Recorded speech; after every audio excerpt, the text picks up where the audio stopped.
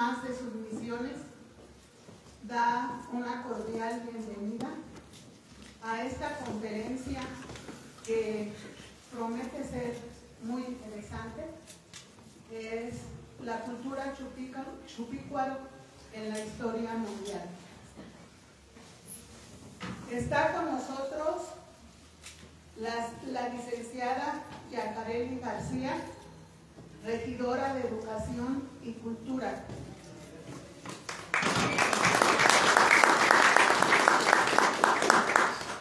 Nos acompaña el licenciado Diego Mondragón, director del Museo de Chupícuaro.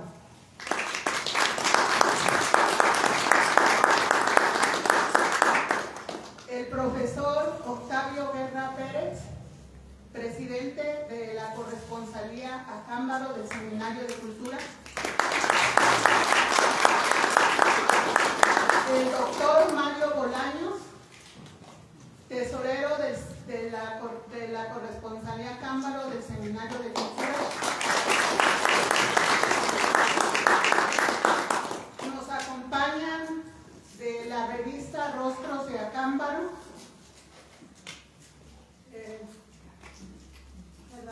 no sé el nombre, disculpen. Emanuel.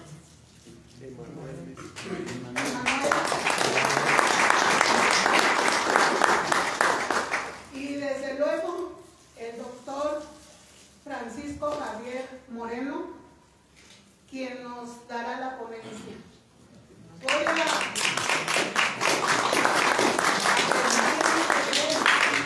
una breve semblanza que nos hizo llegar sobre su currículum. Y pues quiero decir que es una semblanza pues bastante modesta, porque en realidad sabemos que el doctor tiene una vasta experiencia en este campo. De hecho, quiero comentar que hay un libro sobre el agua en Guanajuato, del cual él es coautor junto con el doctor Jesús Lara y César Federico Macías Cervantes, que ya conocemos nosotros por los libros que ha escrito sobre Acámbaro y la historia de Chupícuaro. El doctor Francisco Javier Martínez Bravo es profesor del Departamento de Historia de la Universidad de Guanajuato, candidato a doctor en Artes por la Universidad de Guanajuato, maestro en Historia y Arqueología por la Universidad Estatal Voronezh, Rusia, maestro en Historia y Arqueología por la Universidad Estatal de Voronezh, Rusia. Tiene estudios de maestría en Arqueología en el Colegio de Michoacán. Es licenciado en Historia y Arqueología por la Universidad Estatal de Voronezh, Rusia. Tiene estudios de Letras Españolas en la Universidad de Guanajuato. Es autor de diversos artículos de divulgación de la ciencia y tiene varios libros en coautoría, entre ellos el del lago que les mencioné. Es arqueólogo invitado del proyecto Cañada de la Virgen por el Instituto Nacional de Antropología e Historia en San Miguel de Allende. Ha sido director de varias tesis de licenciatura y maestría, docentes de cursos y seminarios de teoría arqueológica, patrimonio y arqueología de Guanajuato, arqueología de Guanajuato, historia de la cultura material, mundo afroasiático. Es además activista social y político en Guanajuato, promotor del ejercicio de las masculinidades no violentas, fundador del México Solidarity Project, defensor de la ética de la comunicación ante la desinformación en México y Estados Unidos, enviado en gira para exponer ante intelectuales, organizadores sindicales, migrantes a San Diego, California, Los Ángeles, Santa Cruz, San Francisco y Boston, el contenido de la política actual en México. El doctor inicia su ponencia o lo que fue una semblanza de ella, planteándonos la siguiente pregunta: ¿por qué las escuelas nos enseñan poco de las culturas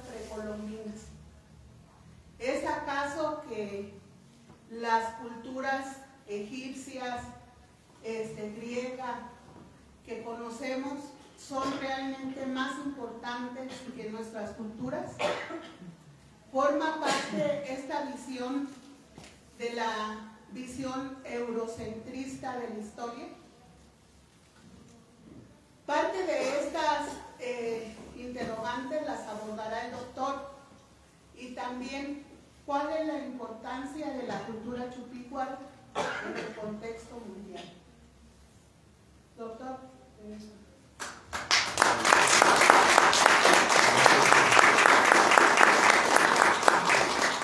Yo estoy muy agradecido por esta invitación a participar y a dialogar. Espero que tengamos tiempo de dialogar, voy a hacer todo lo posible para que haya tiempo de que dialoguemos, porque muchas veces sucede que no valoramos mucho lo propio y sí lo ajeno, en el buen sentido. Es decir, que queremos ir a Egipto, está bien querer ir a Egipto, ¿verdad? Y a China y a la India, a todos lados, y a veces con más ganas que ir a visitar, por ejemplo, sitios en nuestro país, que yo siempre digo que tienen pues la misma dignidad, la misma importancia, pero esto no es casualidad, no es obra así como de algo misterioso, sino que yo lo que voy a plantear hoy es que como parte de nuestra educación y ya de nuestra mentalidad está esta especie de germen de valorar mucho lo ajeno y poco lo propio, hablando de las culturas antiguas, ¿sí? Nosotros tenemos pues la fortuna de vivir en México, un país que tiene miles de sitios arqueológicos. Tan solo en el estado de Guanajuato, tan solo en nuestro estado, hay 1.200 sitios arqueológicos oficialmente registrados. ¿Qué significa? Que posiblemente sean más lo que alcanzaron a registrar compañeras y compañeros arqueólogos en un proyecto que se llamó Atlas Arqueológico Nacional, la parte de Guanajuato. Compañeras y compañeros que yo conozco hicieron ese trabajo de registrar, ¿sí? Con fotografía aérea, mapas, luego se fueron a caminar el territorio, registrar, hacer levantamientos topográficos, y bueno, 1.200 sitios. Pero en realidad la gente en cada localidad, en cada municipio, a veces sabe más que los arqueólogos. Dice, mira, el arqueólogo registró aquí, pero no sabe que acá hay, en estas cañadas hay pinturas rupestres, hay unos muros antiguos. La gente sabe más, y es muy importante que en estos proyectos nos involucremos, en el buen sentido, con la gente local. Nadie mejor que la gente local conoce su propio territorio, ¿no?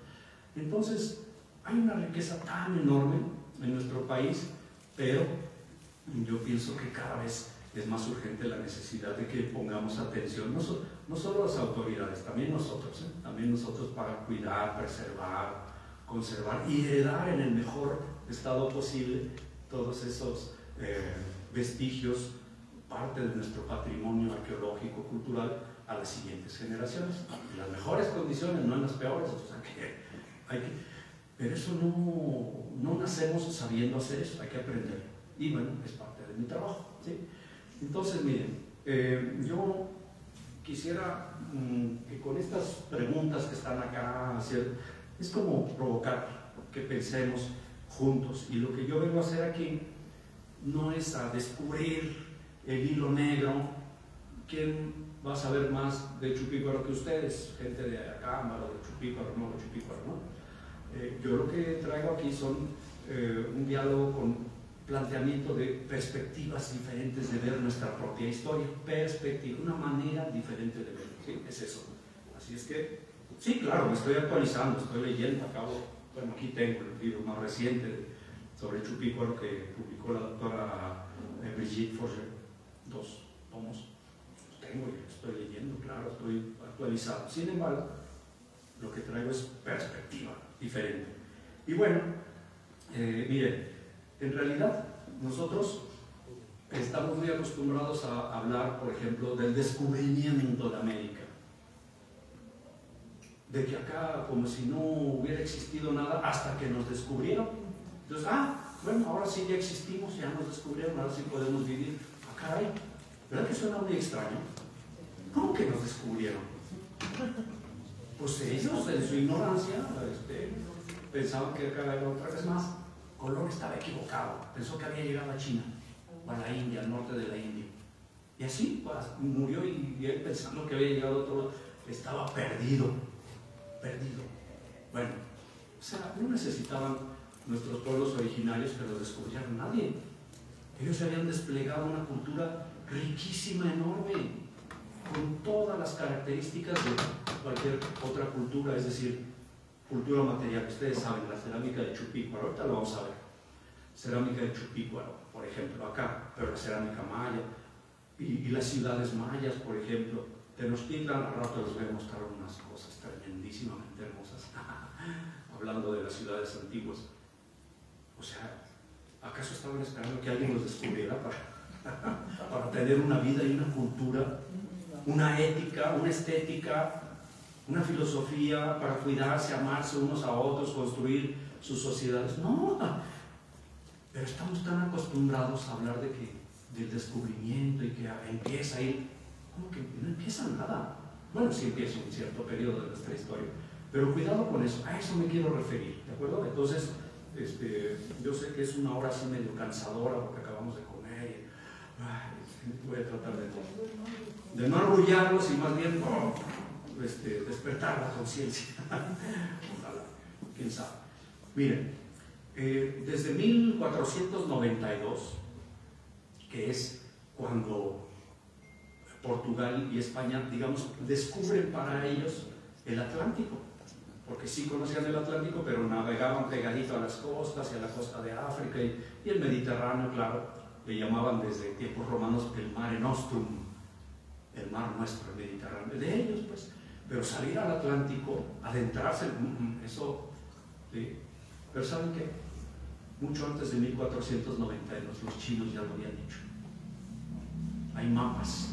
Colón tenía mapas que habían elaborado los chinos y redibujado, reescrito los árabes y los portugueses, pero originalmente chinos, donde ya aparece nuestro continente y las islas del Caribe. ¿Qué tal? Los chinos, antes.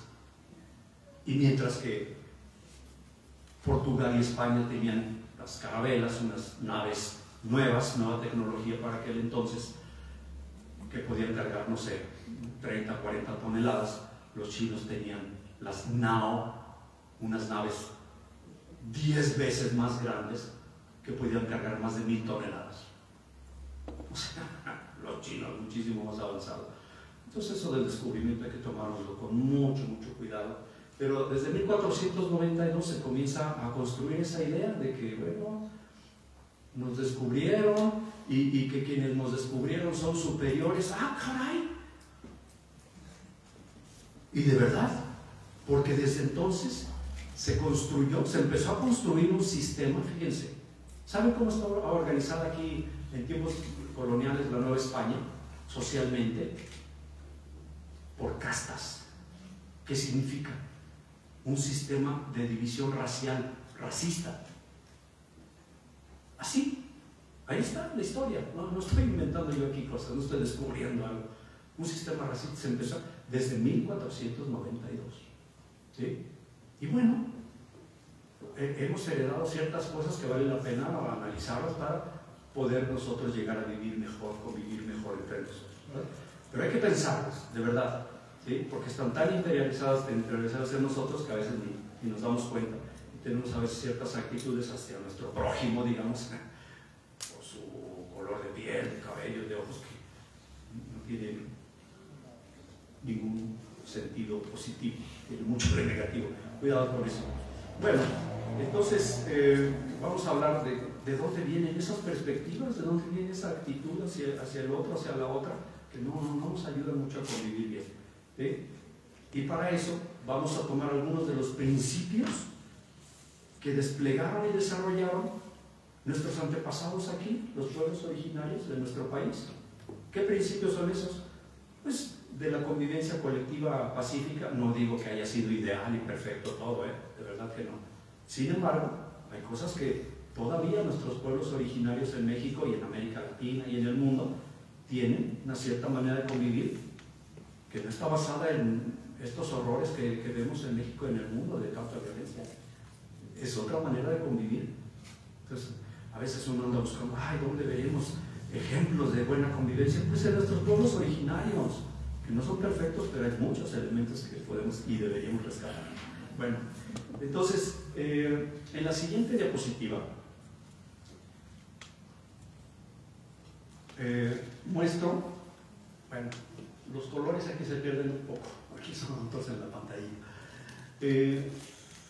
Inserté pues estas imágenes de figuras de Chupícuaro, vasijas y figurillas tomadas de una revista Arqueología Mexicana en una especie de planisferio, ¿verdad? Para mostrar que la intención de esta charla, que es argumentar cómo la cultura de Chupícuaro con plenos derechos puede insertarse en la historia mundial, y podemos hablar de temas de historia mundial con ejemplos de la cultura Chupícuaro, por ejemplo. Podrían ser otras culturas, pero Chupícuaro, por ejemplo, ahí está todo también. Como les decía, una forma de convivencia que es como una especie de política, pero también una estética, una ética, una simbólica, es decir, una manera de pensamiento simbólico que tenían las personas antiguas, y también nosotros. Nosotros pensamos mucho en términos simbólicos, ¿no? Cuando pensamos por ejemplo, yo provengo de una familia muy religiosa, muy católica, muy tradicional, y todo lo veían a través de mi mamá, sobre todo, mi papá a lo mejor también, pero lo decía menos. Ya ven cómo las familias tradicionales. Mi mamá siempre, y todo en nombre de Dios y todo, y Dios. O sea, así como son muchas familias, ¿no? ¿Qué significa eso? Esperanza, la idea de que existen fuerzas que nos mantienen siendo buenas personas, o ¿sí? Tratando de serlo con esos ejemplos, y todos esos pensamientos simbólicos. Pues los antiguos eran así también, y mucho más todavía. Bueno, todo eso, la verdad, lo podemos encontrar en Egipto, en Mesopotamia, en la China antigua, en la India en la antigüedad, en el Perú antiguo, esas formas de pensamiento simbólico que se plasmaban en la decoración de sus vasijas, de sus figurillas, en su arquitectura, pero sobre todo en sus formas de convivencia. En la siguiente imagen podemos ver cómo, digamos,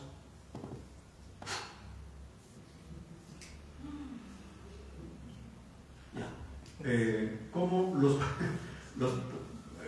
la gente, los grupos humanos que poblaron nuestro continente provienen principalmente de Asia, ¿sí? De allá arriba, o sea, donde ahí por donde pasa, cruzando el estrecho de Bering, esas sombras, pásenle por ahí va cruzando el estrecho de Bering, otro, y así, miles y miles de personas en oleadas. O sea, también llegó gente desde la parte que hoy conocemos como Europa, ¿sí? Ahí como del año 1000 más o menos de nuestra era, y antes también por el sur del Pacífico, hacia lo que hoy es Chile, Perú, llegó gente.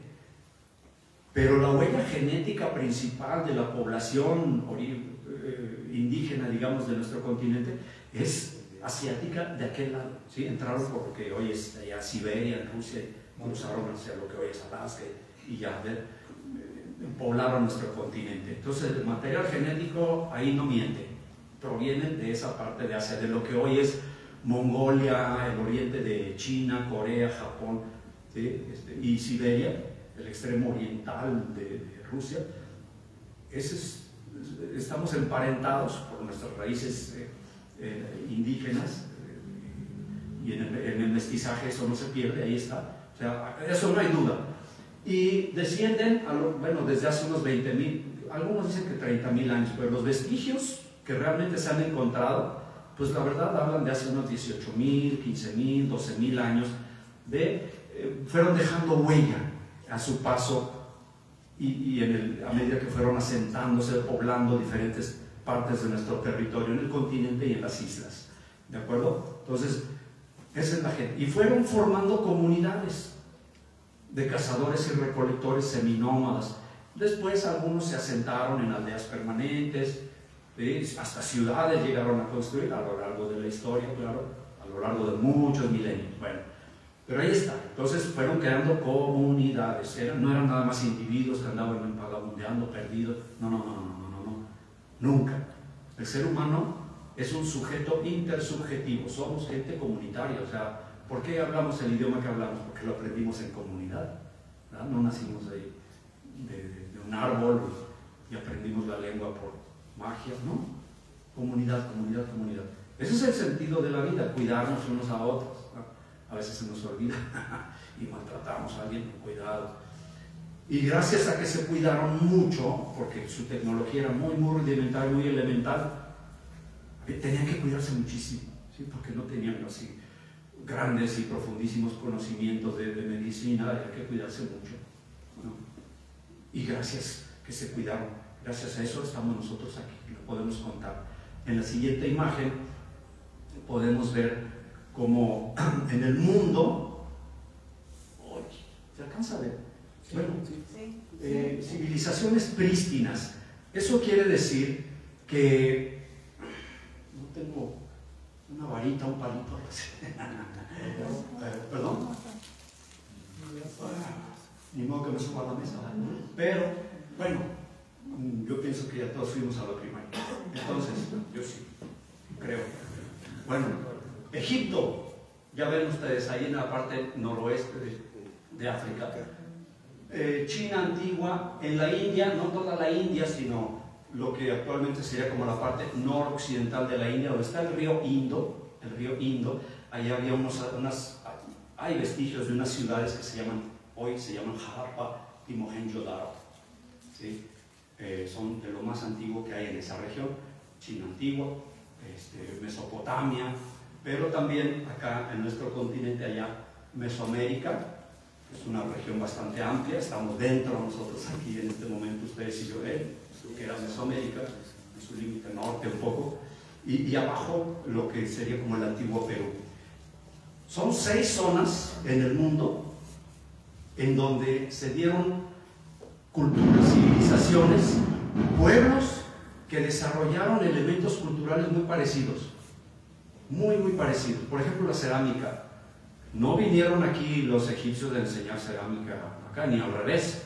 De manera autónoma, independiente, en 6 zonas del planeta, en diferentes momentos, un poquito desfasados algunos, pero fíjense, de manera independiente surgen estos logros culturales. Claro, el manejo del fuego desde mucho tiempo antes, ¿no? Pero la cerámica. La cerámica es el primer material sintético en la historia de la humanidad. El primer material sintético.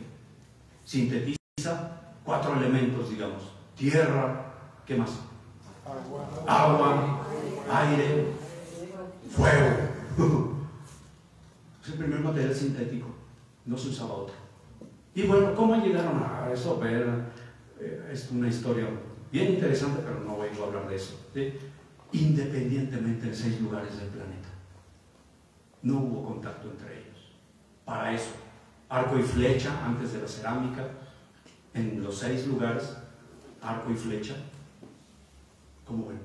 Y un montón de otras cosas, muchas otras cosas, ciertas formas de organización social, de estructurarse socialmente, estrategias de vida, económicas, de salud, de educación, muy análogas, equivalentes, por separado, ¿sí? ¿Por qué? Pues porque respondían a ciertas necesidades muy humanas y crearon estrategias que les llevaron a eso, a invenciones o inventos muy similares que resolvían esas necesidades humanas de vivir, de alimentarse, de vivir, pues, de curarse, de sanarse, de transmitir conocimientos, de protegerse de la intemperie. Ahí tienen ustedes entonces la economía, la medicina, la arquitectura, pero también formas simbólicas de pensamiento, religiones, expresiones estéticas. Es interesantísimo darse cuenta cómo en 6 lugares, por eso le llaman prístinas, porque son como no contaminadas por otras, entre comillas contaminadas, ¿no? civilizaciones prístinas. Y ahí está Mesoamérica, dentro de la cual está Chupícuaro. Es más, Chupícuaro está en el nacimiento, en la cuna de Mesoamérica, porque es del periodo preclásico. Estamos hablando de hace 2600 años, cuando inicia ese desarrollo, más o menos, de acuerdo con los datos científicos, arqueológicos, técnicos, ¿sí? En el preclásico, antes de lo clásico. ¿Qué es lo clásico? Pues el área maya, Monte Albán, Teotihuacán, las grandes ciudades de la antigüedad de nuestro territorio. Antes de eso está Chupícuaro. O sea, es como uno de los focos de la civilización mesoamericana, Chupícuaro. Ya lo estoy ubicando en una posición estratégica en nuestra historia. Lo clásico no surge sin lo preclásico. Ahí está. Cómo organizarse, cómo crear asentamientos permanentes, los primeros patios hundidos, plataformas como tipo adoratorios. O sea, arquitectura ya formal. Cerámica muy variada, muy vasta, muy diversa. Y bueno, conocimiento sobre las plantas, en lo alimenticio, pero también en lo curativo, para sanar, etcétera, etcétera. Todo eso de aquí para el mundo mesoamericano por lo menos, pero de la misma manera que allá en Egipto, en China, en la India, en Mesopotamia, de la misma manera. Lo estoy ubicando en esa misma dimensión de las culturas que se consideran pobres, importantes, porque les voy a mostrar aquí algunos libros libros de historia antigua, y hablan de China, Egipto, Mesopotamia, la India, pero no hablan de Mesoamérica. Ah, caray, pues ¿qué clase de libro es ese? Muchos libros, os traigo 2 ejemplos, muchos así, no existimos para ellos. ¿Por qué? ¿Por qué? Ese por qué lo voy a responder al rato con 1 o 2 autores que nos explican por qué la gente piensa así como piensa, que la historia antigua está allá y que aquí no había nada hasta que nos descubrieron. ¡Ah, caramba! En la siguiente imagen les quiero mostrar bueno, una más por favor, porque es más o menos lo mismo, ¿no? Ay, a ver si se alcanza a ver. No. Bueno, ahí del lado izquierdo ven ustedes en la columna dice norte, occidente, centro de México. El Chupícuaro lo ubicamos entre occidente y centro de México por las influencias estilísticas, colores, formas, ¿no? Más o menos. Y de verdad, o sea, incluso las más recientes publicaciones hablan de manera muy, muy contundente de esa fuerte influencia de occidente y del centro, en segundo lugar, y otras también posiblemente, pero sobre todo. Entonces, como no se ve muy claro ahí, vamos a ver en la siguiente imagen, algunos de los vestigios que fueron dejando quienes se adentraron en nuestro territorio, y esas son, digamos, puntas de proyectil, lanzas o flechas, ¿no? Pero en general puntas de proyectil de Norteamérica que encontraron, ¿sí? Y que han ido clasificando y que se pueden ubicar pues en un periodo bastante amplio, digamos que entre unos 15.000 años y 10.000 años antes del presente. O sea, en ese tiempo pues estos son materiales muy elaborados, con una tecnología bastante avanzada, ¿sí? Porque elaborar unas piezas así de piedra o de materiales como obsidiana y otro requiere habilidades muy desarrolladas, ¿sí? No que yo las haya inventado y llego a este nivel de habilidad técnica. Eso ya es producto de haberlo heredado de generación en generación. Norteamérica. Y desde luego que en otras zonas de nuestro continente también, pero solo quise mostrar este ejemplo que por lo menos en el original se ve muy, muy colorido. En la siguiente imagen, bueno, de hecho nos vamos a brincar 2. Sí, la otra por favor. Aquí vemos tomado de la revista Arqueología Mexicana, no alcanza a salir, de la revista Arqueología Mexicana, el Valle de Acámbaro y bueno, la presa Solís, ciertos sitios de los que vamos a hablar al rato. La siguiente, Siguiente. Bueno, entonces en estas zonas del Valle de Acámbaro se desarrolla una tradición cerámica muy, muy interesante, importante, variada, diversa, riquísima, de verdad.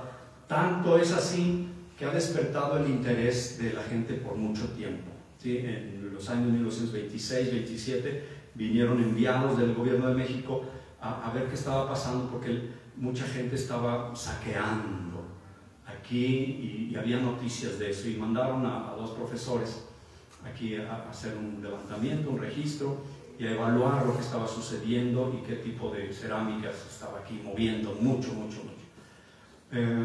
Y bueno, lo hicieron a su manera, como hace 100 años se podía hacer, determinaron que era cerámica tarasca, equivocado, ¿no? Pero en ese momento lo determinaron. Pero ahí está, la raíz. El interés se debía a esa enorme diversidad y riqueza y detalle de la decoración de la cerámica pintada, y no solo de la pintada, también, digamos, en las primeras fases de Chupícuaro, la cerámica por sí misma, independientemente de que no fuera pintada, era de color café o negro, muy diversa en sus formas, ¿sí? y muy elaborada en su técnica y su estilo.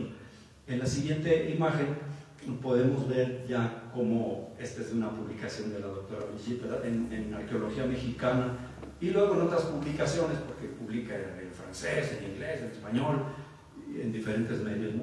Pero aquí podemos ver no solamente el desarrollo del refinamiento de la tradición cerámica, sino también el simbolismo que trae con ella. El simbolismo es, la verdad, lo más complejo, pero sí podemos decir que eso nos permite entender que su vida ritual, su vida espiritual era riquísima. Nos hace falta mucho más trabajo de interpretación, pero ahí hay elementos para que podamos nosotros entender esa complejidad que se iba dando, cada vez más complejo. Por ejemplo, en la siguiente imagen vamos a ver cómo las estructuras circulares, aquella de arriba a la derecha, es una reconstrucción hipotética basada en datos arqueológicos, ¿sí? No se la sacaron de la manga la doctora Brigitte y la doctora Veronique y su equipo y sus equipos, no. Está basado en vestigios, en evidencia. Así es que hay que tomárselo en serio, y hay que tomarse en serio estos ejercicios de imaginar cómo vivía esta gente, porque aunque ustedes vean mucha cerámica funeraria y tumbas y entierros, la vida no es solo muerte, y al contrario, esos enterramientos que son producto de un proceso ahí cultural funerario, de unos funerales, pues en realidad nos hablan de la vida, porque les ponían ofrendas, ¿no? ¿Qué eran las ofrendas? Pues alimento, bebida, pero eso es parte de la vida, pero en su pensamiento simbólico, como con nosotros. No ponemos altares, ofrendas en Día de Muertos, o no a nuestros difuntitos los vestimos con toda la dignidad, con la ropa que les gustaba, qué sé yo, ¿sí? Pues yo, no están ustedes para saberlo, pero ya soy huérfano completamente, y mi mamá y mi papá ya viejitos se acabaron, ¿no? Y así fue su tratamiento, con toda la dignidad que pudimos darle a sus hijos hasta el final, porque forman parte de nuestra vida, nos dieron vida. Entonces siempre estamos pensando en la vida, en realidad no estamos pensando en la muerte, estamos pensando en la vida siempre. La mayor parte de nuestras acciones son por la vida y para la vida y con la vida, ¿no? Eso es lo que hay que rescatar.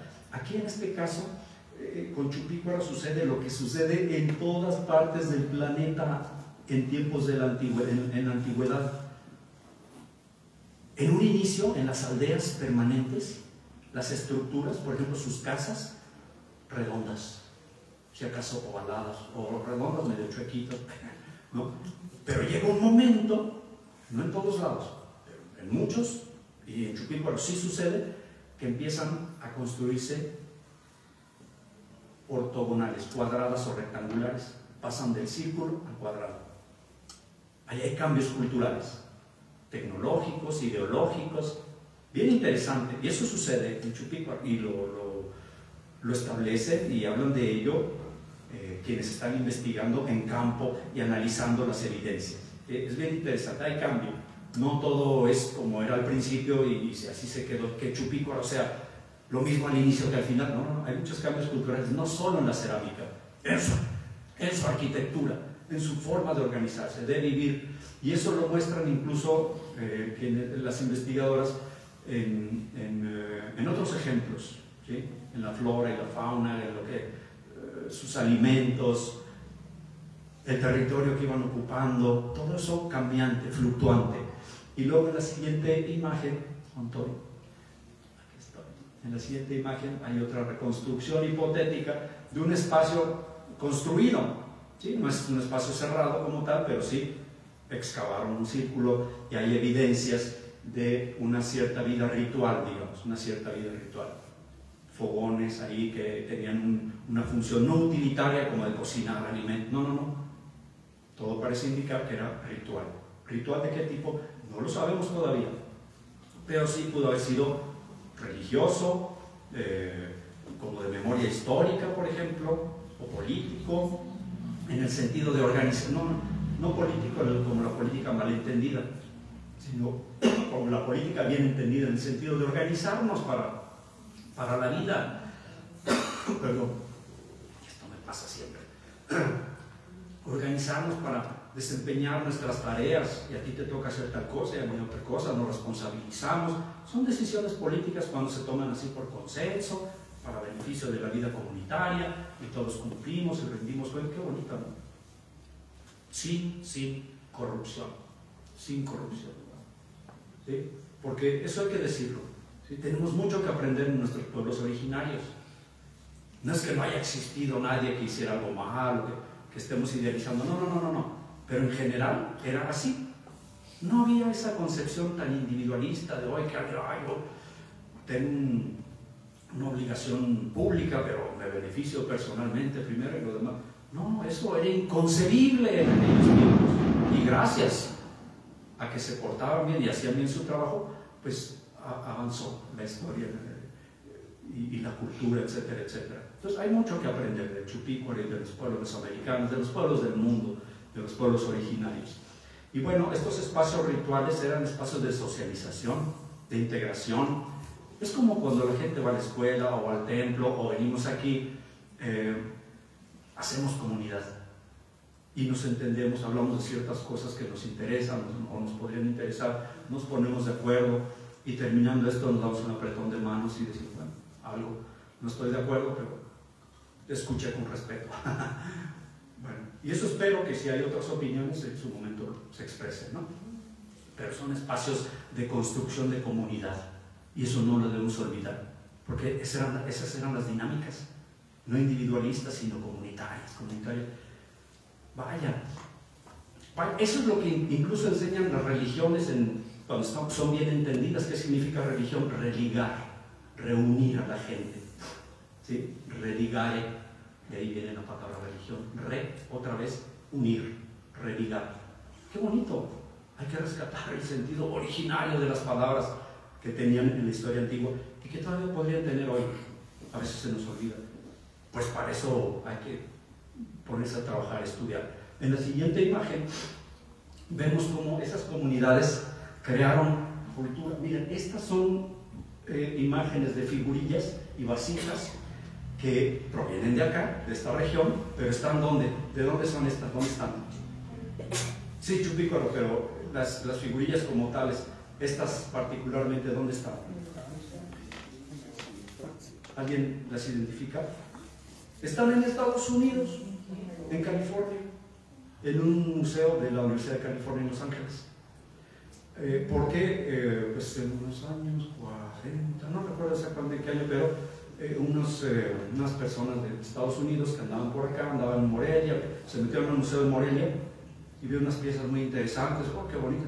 Y alguien por ahí les dijo, pues yo sé dónde hay muchas, y dicen Acámbaro, y en aquellos tiempos dicen que tardaron como 10 horas en Morelia aquí, por el camino, los caminos que estaban no sé cómo. Total que llegaron aquí, entraron a las casas y vieron que estaban colmadísimas de, ya saben, ¿no? Y compraron y se empezaron a llevar a Estados Unidos.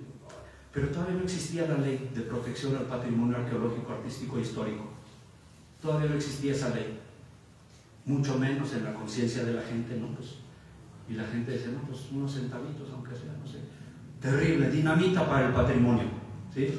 Hicieron varios viajes, eso está registrado, ellos mismos escribieron, narraron, porque estando allá, eran creo que artistas, medio artistas estas personas, y estando allá como que necesitaban dinero y la vendieron, la colección.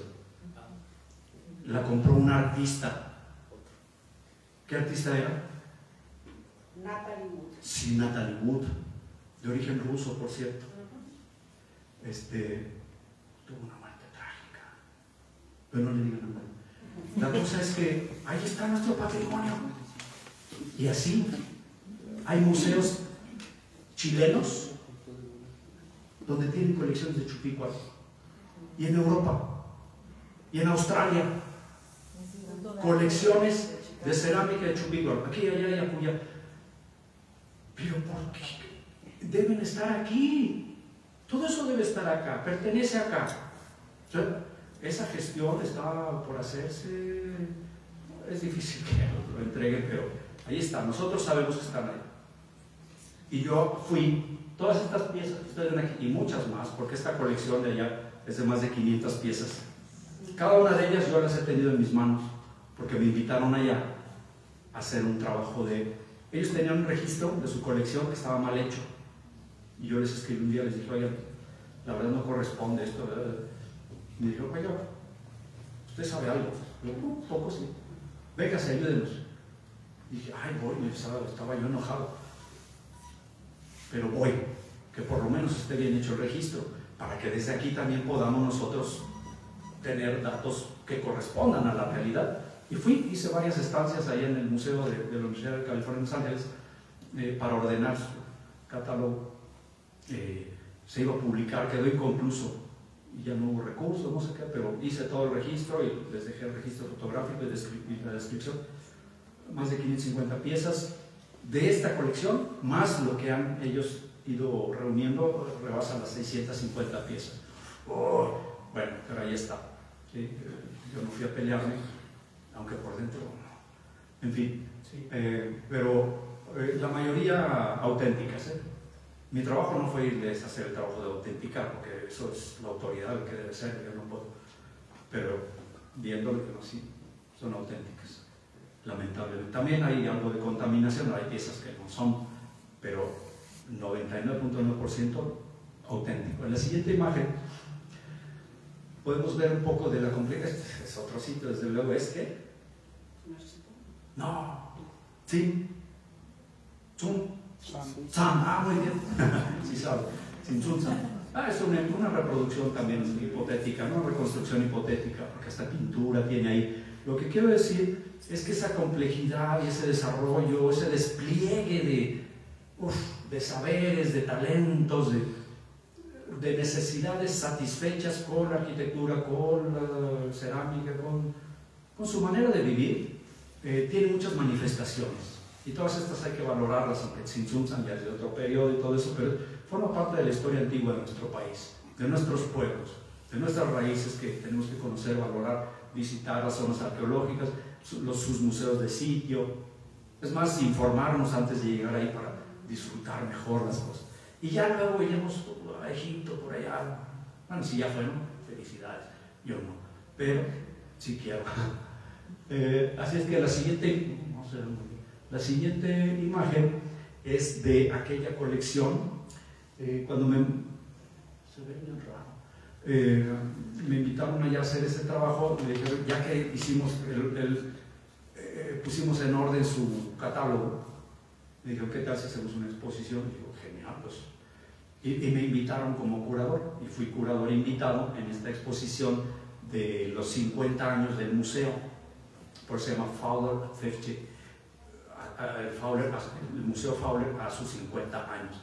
Y la exposición de Chupicuaro se llamó así, Chupicuaro revaluando una tradición artística, porque ellos trabajan desde la perspectiva de la historia del arte, no de la arqueología y la antropología como nosotros aquí, de la cultura como tal. ¿no? Sino de la perspectiva artística. Yo no me iba a pelear por esto, digamos que son profesionales técnicamente hablando, y miren, entonces voy a mostrar un poco de lo que hice. Ese es un señor que yo conozco, o sea, ahí cuando fue la inauguración, ¿sí? Y bueno, así que usted diga, ¿cuánta gente fue? Pues no, ¿verdad? En la siguiente, por favor. Es eso. Así que repleto no. Esa es la foto de la inauguración, o sea, bien poquita gente. Porque es un museo que está por allá, dentro de la universidad, en el campus norte, en la ciudad de Los Ángeles. Pero bueno, la siguiente, por favor. Ahí están señoras viendo, bien interesadas. Otra más, por favor. Y bueno, les interesa porque es compleja, diversa, es bella. Miren, la cerámica Chupícuaro, sobre todo la pintada, para hablar de un cierto tipo de cerámica, la cerámica pintada es tan diversa que uno podría preguntarse, bueno,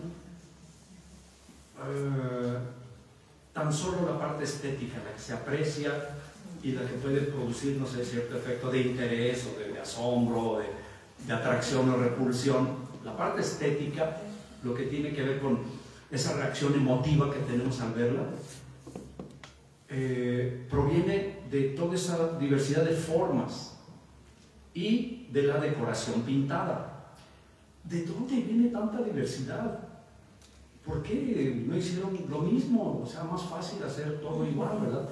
Primero, porque hay muchas necesidades humanas. No es lo mismo consumir alimentos, yo individualmente, que preparar alimentos para la familia. Se requieren vasijas diferentes, ¿no? Para empezar. Tamaños diferentes, formas diferentes. Pero parece ser que a lo largo del Valle de Acámbaro, como ustedes sabrán, pues hubo muchas aldeas alfareras. Como había mucha actividad hídrica, o sea, había manantiales de agua dulce, de buena calidad, pero había también fuentes hidrotermales, o sea, agua, ¿cómo se dice? Aguas calientes, pues. Muchos asentamientos pues, cerca del lago, o más o menos cerca, porque las subidas y bajadas de los lagos y los ríos, entonces a una distancia más o menos segura. Pero aprovechaban no solamente las aguas, sino que las aguas traen consigo sedimentos, ¿sí? O sea, arcillas, pero también aguas termales traen cal, ¿sí? Pigmentos y otros materiales que aprovechaban para la pintura y decoración de la cerámica, pero también para otros propósitos como materiales de construcción, etcétera, etcétera. No sé, ustedes saben eso porque me imagino que muchos han venido aquí a hablar de Chupícuaro. Yo no vengo a decirles nada nuevo al respecto, pero sí a darle un cierto sentido a todo esto que vemos como datos, sí, pero ¿qué sentido tiene? ¿Verdad? Así es que esa riqueza la da, o es producto de que no se creó toda esa cerámica en un solo punto, sino en muchas aldeas alfareras a lo largo del río Lerma, pero también del río Tigre, que viene de norte a sur un poquito y se mete como en la parte norte de la actual presa Solís y entra, ¿no? Ahí donde estaba el pueblo de Chupícuaro originalmente. Entonces toda esa diversidad significa que pues, posiblemente cada aldea podía desarrollar su propio estilo. Hoy en día no sabemos de dónde provenían concretamente. Pero esa diversidad estilística tiene que corresponder a una diversidad de pensamiento, de apreciación, una diversidad de subjetividades de la gente, gustos pues diferentes. Cuando hablamos de estética hablamos del gusto por algo o disgusto por algo. Esa diversidad visual proviene de diversidades de gustos diferentes, ¿sí? Gente diferente, aldeas distintas. Sí, con relación, porque ustedes entran aquí a estas salas del museo o van donde haya cerámica Chupícuaro y desde lejos dicen, Chupícuaro se distingue de otras cerámicas, de cerámica azteca o maya o zapoteca, se distingue, Chupícuaro. Fíjense, es como contradictorio, con toda esa diversidad, pero sabemos cuándo es cerámica Chupícuaro. Hay un cierto estilo compartido. Dentro de toda esa diversidad hay un estilo compartido. Todo eso se puede desmenuzar y estos trabajos, estos últimos libros que han publicado, un poco se meten a esa explicación, lo cual era como una deuda que tenían las compañeras francesas con nosotros, mexicanos, ¿verdad? Sí trabajaron nuestros sitios, nuestros pueblos, nuestros materiales, y publicaron ya 2 volúmenes, este es el primero y el segundo está en la casa, y ya empiezan a avanzar en la interpretación de todo esto, ¿de acuerdo? En la siguiente imagen, bueno, esto es más de la exposición del museo, y esto es como la publicidad que hicieron, bueno, un boletín que sacaron cuando se inauguró la presentación, la exposición, la que sigue, y es para, bueno, ahí le subrayé mi nombre porque, oigan, mi trabajo me gustó, ¿sí? Curador invitado en la exposición, entonces duró pocos meses, y porque así son, tienen muchos, están renovándose siempre, y por cierto, miren, son profesionales también en el sentido de que una exposición así la planean mínimo con 2 años de anticipación, no se precipita, lo planifican y empieza el primer trabajo de investigación, una organización muy profesional. Entonces así trabajamos 2 años y pum, se inauguró y todo eso, para conmemorar los 50 años del museo y también el aniversario de la donación de esa colección por parte de la actriz Natalie Wood al museo, que era un museo de etnografía en aquel tiempo, así se llamaba, de la Universidad de California en Los Ángeles. En la siguiente vemos unas piezas de allá, miren, nada más para ver el simbolismo. Acá no se ve muy bien, pero en la imagen original, la imagen del centro es una figurilla de estas planas que normalmente estaban destinadas no para estar de pie, sino acostadas como ofrenda, casi siempre en enterramientos de infantes, niñas, niños, casi siempre, ¿sí? Sin embargo, esta tiene los piecitos doblados, pues fue elaborada para estar de pie. Una de las cosas más bellas que he visto yo es esta figura, porque representa a una mujer que sostiene un cachorrito, un perrito, enfrente de ella, y el perrito le está lamiendo el mentón a ella, ¿sí? Quien tiene mascotas pues sabe de lo que eso significa afectivamente, es un sentimiento muy positivo de cuidado, de cuidar una mascota, y la mascota responde con su manera de mostrar cariño, ¿no? Expresiones como esta abundan en la cerámica de Chupícuaro. Cuidado a los animales y cuidado a los bebés. Hay figurillas de este tipo, H4, por los ojitos que tienen así, tipo almendra, como le llaman, cargando bebés. Otras que están cargando como unos cucuruchos, así como parece que tuvieran aguacates ahí. Una cosa bellísima, expresiones de la vida cotidiana. Sin duda, ¿de dónde iban a sacar todo eso? ¿Ciencia ficción? No, eran expresiones de la vida cotidiana, ¿sí? ¿Qué significa eso? Vida, algo positivo siempre, cosas que hay que valorar, ¿sí? Estoy construyendo aquí un discurso en el cual hay aquí elementos universales. ¿A qué me refiero? A una ética de los cuidados a un animal, pero a unas personas también, unos a otros, a los bebés, etcétera, etcétera. Eso es la ética, ¿sí? Unas relaciones entre nosotros preferentemente positivas, que abonen a la vida, una ética de la vida, no una ética como utilitaria, si algo es útil, es bueno. No, bueno, ¿para quién? Las armas son buenas, pues buenas para alguien, pero malas para el 99% de la población en el mundo, ¿no? Alguien puede decir que las armas son buenas, pues no sé, los fanáticos violentos o los grupos así, pues no, ojalá que no existieran las armas en el mundo, pero a ver, ¿qué le vamos a hacer? Ya existen, ¿no? Estamos hablando no de una ética utilitaria, pragmática, no, una ética de la vida. Esa es la ética que necesitamos rescatar, y ahí está expresada en nuestros pueblos y culturas originarias. Eso le da esa dignidad que también podemos encontrar en otras culturas en el mundo, Egipto, Mesopotamia, todas de las que hemos hablado, la misma, no menos, pero tampoco más, la misma. La vida humana es el mayor valor de todos, la vida humana. Lo que hacemos es para la vida nuestra y de nuestra gente, y si es en círculos más amplios, mejor. Eso ya se llama política, de la ética a la política. Es lo mismo la ética y la política, no, son dimensiones diferentes. Hay que hacer que sea congruente la ética con la política, para que sean sinónimos. Bueno, ahí está la ética de la vida expresada en la cerámica Chupícuaro. Bueno, eso digo yo. Es lo que vengo a plantear aquí. Y en la siguiente imagen vemos algunas otras expresiones de cerámica. Esto es parte de la exposición que se inauguró hace 2 años, o 3 años ya, en el Museo Regional Alhóndiga de Granaditas, en la ciudad de Guanajuato. Fue una muy buena exposición en el sentido de que por primera vez, muy claramente, la doctora Brigitte, y con un equipo ahí de compañeras y compañeros mexicanos, arqueólogos y museógrafos, mostraron el desarrollo histórico de la llamada cultura Chupícuaro. ¿Sí? Digo llamada cultura Chupícuaro porque hay compañeros arqueólogos que no están de acuerdo con llamarle cultura Chupícuaro.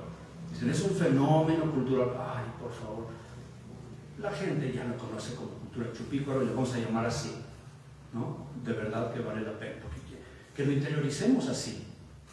Cultura Chupícuaro, que significa no solo cerámica, significa un modo de vida. Modo de vida, de eso estamos hablando, de un modo de vida muy positivo, muy aleccionador. Bueno, si sabemos leer la historia de cierta manera, no nada más para dar clases y ganar mi sueldo, mi quincena, no, darle un sentido a la vida, revisando la historia.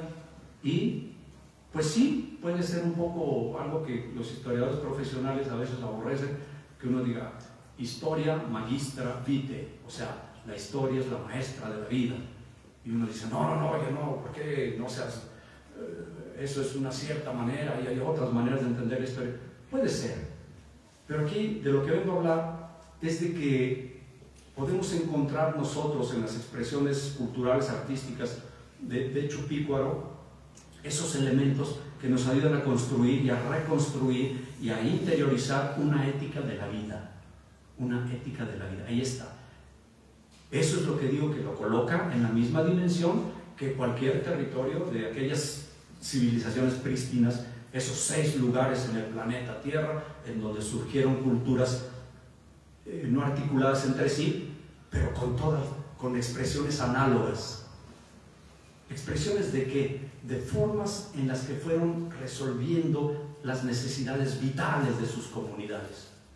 Y son análogas porque resolvieron todas sus necesidades de una manera muy similar. Similar, no idéntica, pero en esencia idéntica. Y todo era positivo, todo abonaba a la vida. No eran cosas que pusieran en riesgo, sino que permitían la producción de vida, la reproducción de la vida y el despliegue de la vida. Eso es una ética de la vida. Eso es una ética de la vida. En la siguiente, bueno, vamos a ver varias de esto, ¿no? Pero vamos a pasar rápido, porque son de esa misma exposición. De todas maneras, aquí les dejé el PDF con estas imágenes que ya si lo ven ustedes en una computadora se ven más nítidas, que tomé ahí en la exposición. Fui a la inauguración, ahí estaba Brigitte y mis pues, colegas, gente que conoce, incluso que hemos estudiado juntos arqueología y participado en proyectos, ¿sí? Para que puedan, de todas maneras son cosas que están en la red, así es que no estoy aquí inventando, como dicen los rusos, inventando la bicicleta. Nosotros decimos inventar el hilo negro, ¿no? Cosas ya sabidas. Vamos adelante con estas imágenes. Son de esa misma exposición del Museo Alhóndiga de Granaditas, pero como está mucho el color que se ve acá, pero son de las diferentes épocas, terminando con la fase Mixtlán, porque más allá de Mixtlán, ya en nuestra era, digamos, ya hay muy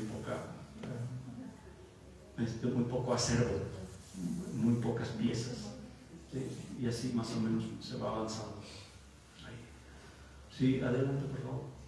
Figurillas, H4 y luego un Mixtlán, que tiene como doble ojito, así, muy peculiar. Bueno, miren, quiero decirles que ya que hemos visto no me acuerdo un poquito, esta especie de esplendor, de despliegue un despliegue estético colosal con Chupícuaro, ¿no? Nosotros decimos, claro que es meritorio, es bueno, es bello, es fundamental, es importante lo que estamos viendo aquí, todo lo que hicieron nuestros antepasados. Y luego viene un señor que se apellida Hegel, es casi el semidios de los que estudian la carrera de filosofía. No, es el que le da estructura y orden a la filosofía como disciplina, como ciencia, debe tener estas partes, y si no tiene esas partes no es filosofía. Y de paso dice, lo que pensaban los pueblos acá en América no es filosofía porque no cumple esas partes que yo digo que debe tener la filosofía. Y yo diría, caray, ¿cómo que no?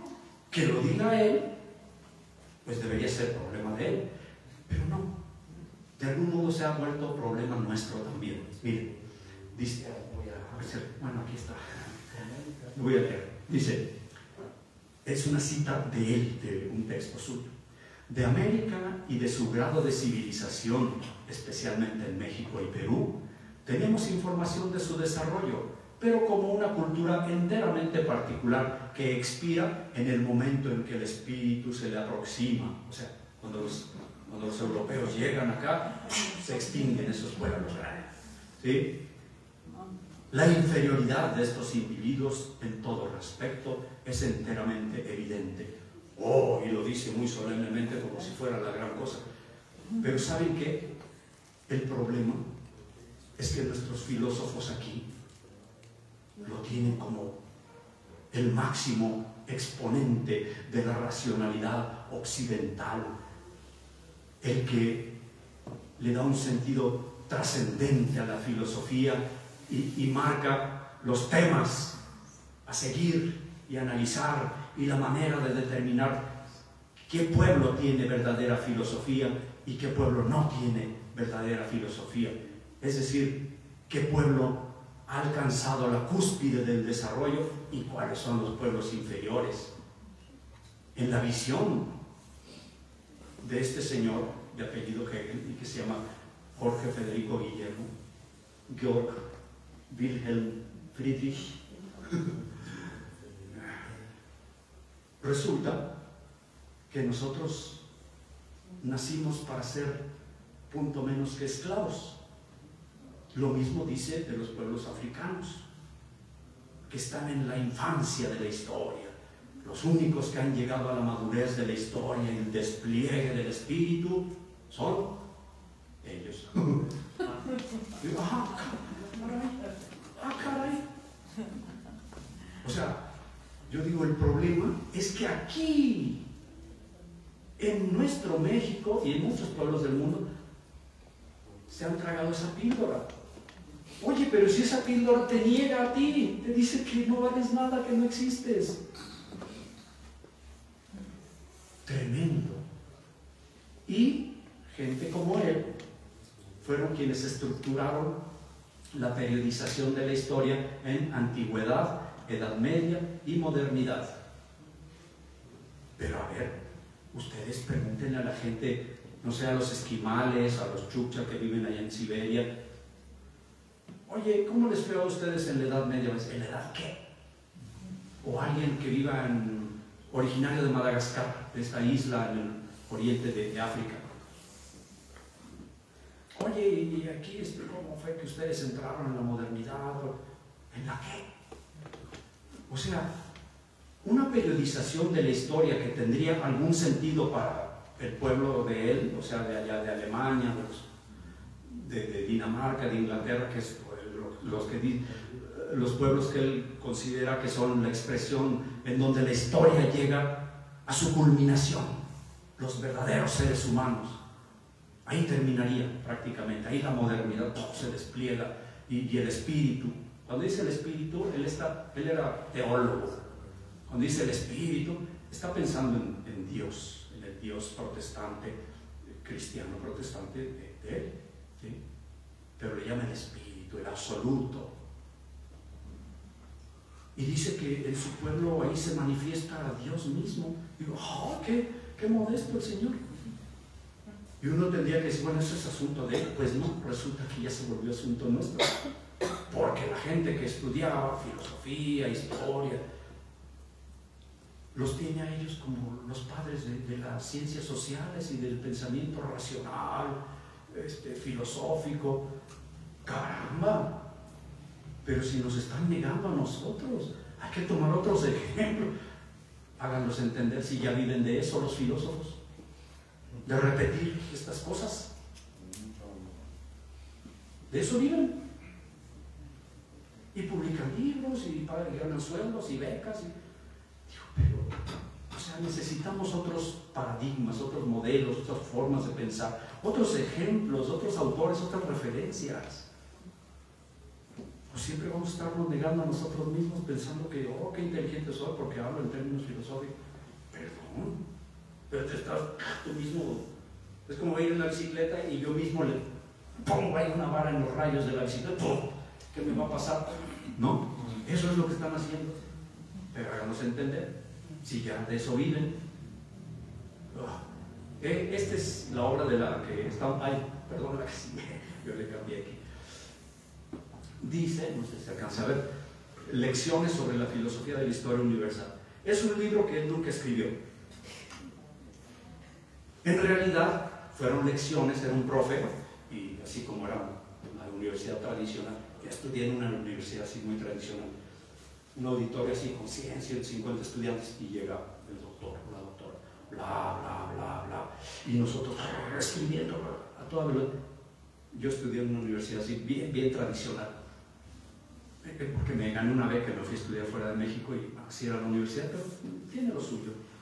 Bueno, él llegaba así, y sus alumnos, tras la muerte de él, sus alumnos se dieron a la tarea, como era un gran profesor, de reunir sus notas y reconstruir su curso.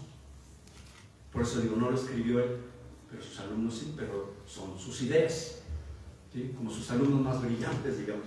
Pues claro, los que se fueron a trabajar, a lo mejor otros dijeron, no, yo ya tomé el curso, ya pasé. Pero otros sí se dieron esa tarea. Y bueno, así ha habido varias obras fundamentales de la lingüística, por ejemplo, de un profesor de apellido Saussure, que nunca escribió ese libro tan famoso sobre, bueno, yo lo leí porque estudié letras y resulta que no lo escribieron sus alumnos. Bueno, pero no, ese no es el tema, ¿verdad? La que sigue, por favor. ¿Por qué puse esto? ¿Por qué puse esta imagen? Ok, bueno, sí, aquí en realidad de lo que se trata es de que si nosotros consideramos que aquellos dichos de que el continente americano y sus pueblos están llenos de gente casi que en pañales, bueno, en taparrabos era el equivalente al pañal, en taparrabos, y todo aquí es brutal, así, en la naturaleza unas plantas con unas hojotas gigantescas, y eso no le gustaba a don Henry, pues, ¿no? Pero él decía, todo eso es porque todo es primitivo, tal vez en el futuro lleguen a ser personas, tal vez en el futuro tengan un lugar en la historia, mientras tanto, no vale la pena tomarlos en cuenta. Caray, así, y se sigue enseñando acá en la Universidad de Guanajuato y en todas.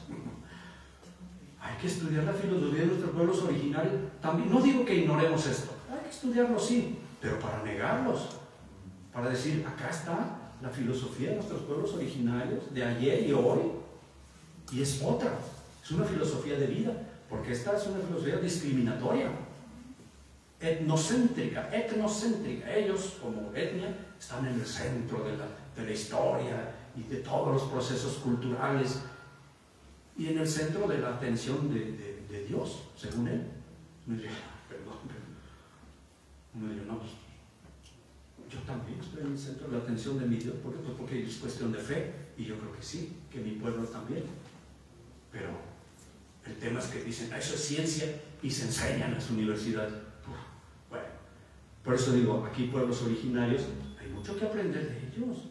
Pero estamos acostumbrados a pensar que no, pues ser indígena es pobre, es ser pobre. A ver. No confundamos las cosas, ¿sí? Nuestros pueblos originarios estas tierras eran suyas, estas aguas eran suyas, la vida aquí era suya. Y de pronto llegó un sistema que los marginó, construyó un sistema social y político y jurídico racista que se llama, ¿cómo se llama? El sistema de castas.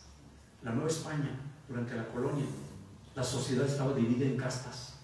Los españoles hasta arriba, luego los criollos, luego mestizos, y ahí para abajo los indígenas estaban hasta abajo, y luego los afro, ¿sí? La gente que secuestraron en África, la esclavizaron y la trajeron acá, también hasta abajo, porque no son esclavos, no trajeron esclavos, fueron y secuestraron gente libre, la esclavizaron y la trajeron acá, ¿sí? Porque fíjense cómo estamos acostumbrados a pensar, la trata de esclavos, fueron a traer esclavos de África, caray, pues que nacieron esclavos en África.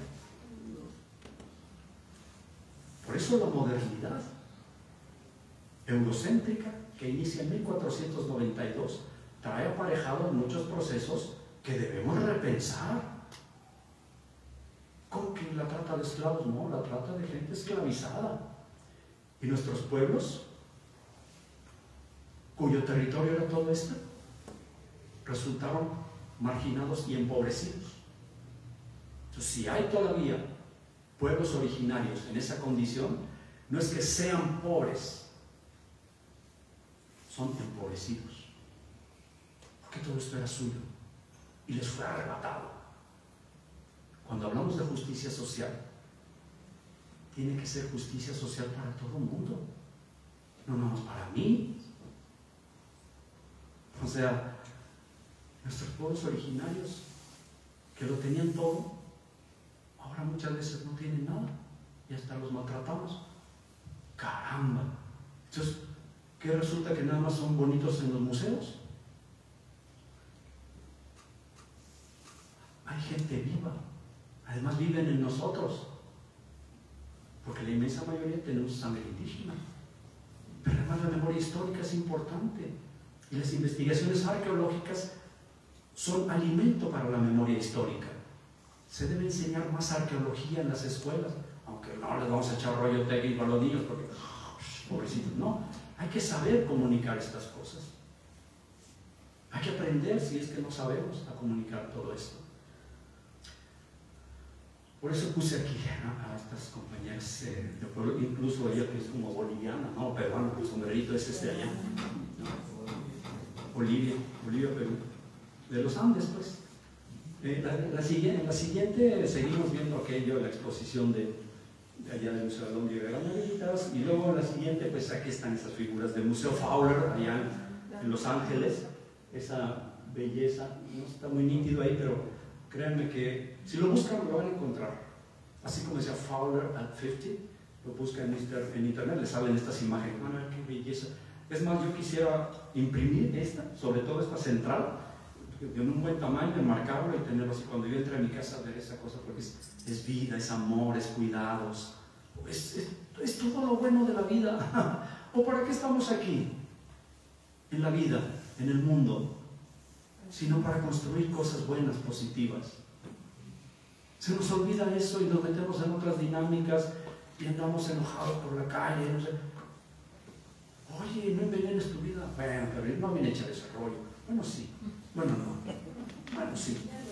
¿Está que sí? Volvemos a las preguntas, porque ya estamos llegando al final y alguien ya puede ser y ya no, está despierto. Ok. Volvemos a aquellas preguntas. Miren, escribí las respuestas, porque luego ya me echo un rollo y se me va la onda como que ya se me va el avión. Entonces, a las preguntas iniciales, aquí trato de dar una respuesta lo más concisa. Miren, la primera pregunta, pues se acuerdan en el cartelito, dice ¿por qué tal? ¿Por qué? ¿Por qué? ¿Por qué? Ese ¿por qué? No lo perdamos nunca. Cuando somos pequeñitos o cuando nuestros pequeñitos están ahí en la casa, ¿por qué? ¿Por qué? ¿Por qué? Me acuerdo mucho de mi hijo menor. Estaba yo, no sé, en algún momento me vio así como pensando, y una pildorita, oye, un torote así, y se acerca y me dice, papá, ¿por qué te tite? Y digo, hijo, no te tite, estoy pensando porque no quiero hacerlo. Ya siguió jugando, pero muy sensible. Me vio pensativo. Papá, ¿por qué te atite?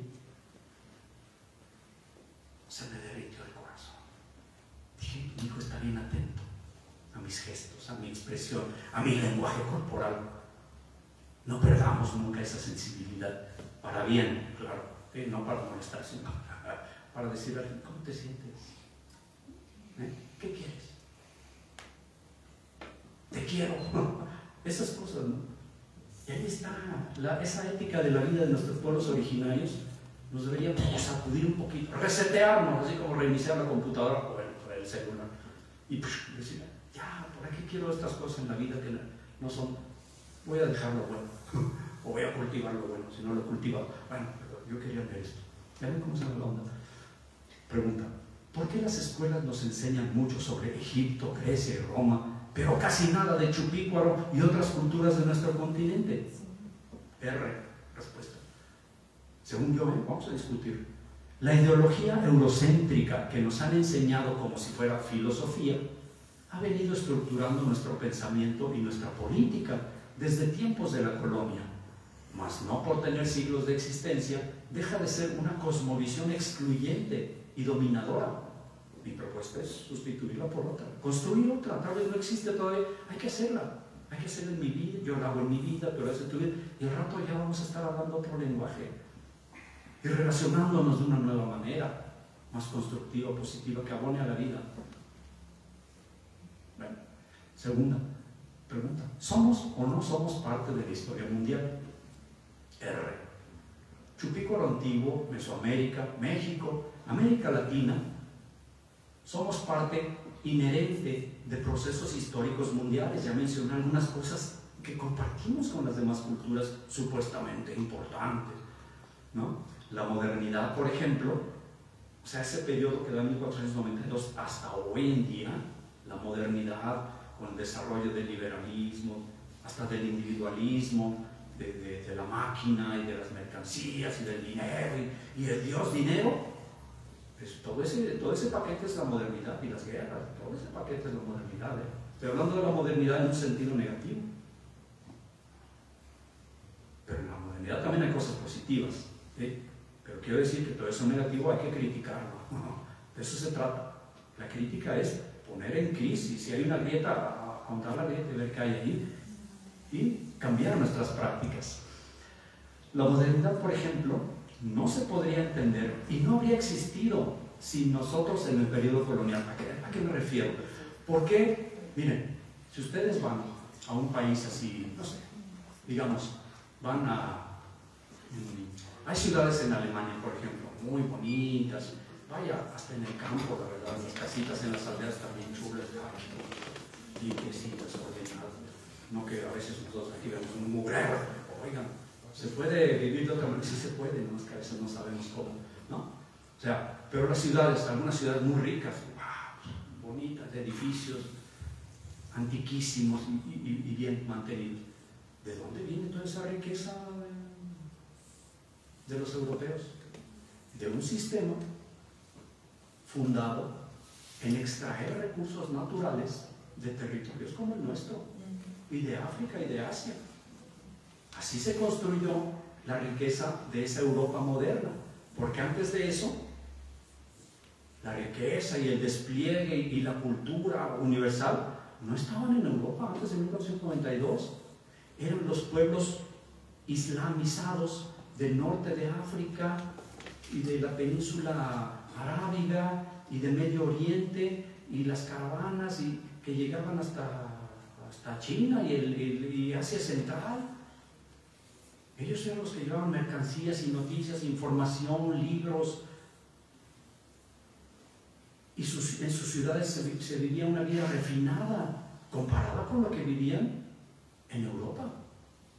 El refinamiento estaba en China y en las ciudades islámicas, el verdadero refinamiento en todos los sentidos, en la vida cotidiana, en la estética, en la ética, en la medicina, en el pensamiento filosófico, teológico, ahí estaba. Pero es a partir de 1492 cuando Se da un proceso que técnicamente en la historia, en los libros de historia, técnicamente digamos en la historiografía, se llama el proceso de acumulación originaria. ¿Qué significa?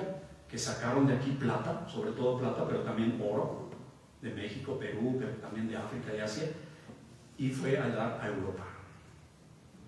No pidieron prestado para luego pagarnos con intereses, no, se lo llevaron. Y de ahí luego se da la posibilidad de la revolución industrial de ellos. Y ponen el despliegue de su economía y no, pues... bueno, y también lo usaron para construir palacios y ciudades bellísimas, la verdad. Va uno allá y dice, qué bonito, qué bonito. Pero como dice un profesor, cuando veo esas ciudades espléndidas así del siglo XVI, XVII, allá en Europa,